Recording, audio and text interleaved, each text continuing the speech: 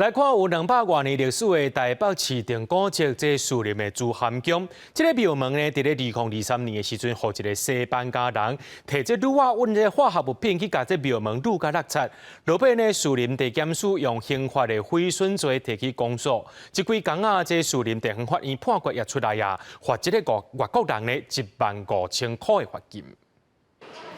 台北市市定古迹树林朱涵宫的庙门，门前的侧面有一部分落漆起，通看到庙门插头的关系。树林朱涵宫两边的庙门，2023年8月，互一个西班牙籍姓本的查甫人，摕铝甲布运上香水，即个化学品入庙门，入甲落漆。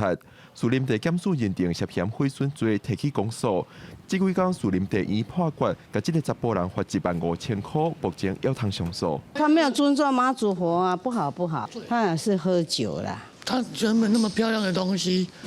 无缘无故就是因为外国人不懂，唔知咱门神的重要，门神门就代表门面，基本上都是紧急修护的报告书有出去了。树林朱涵宫阁号做树林妈祖庙，是树林3大古庙之一，创建于1796年。164年搬到即摆的地点，高达超过200年的历史，是台北市市定古迹。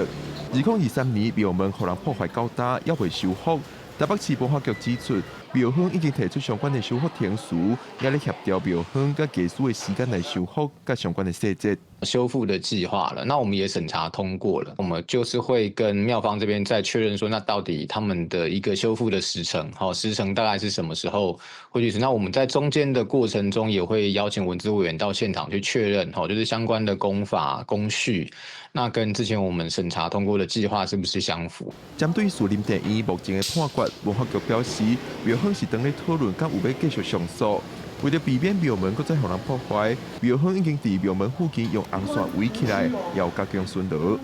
记者郭文林玉凯台北报道。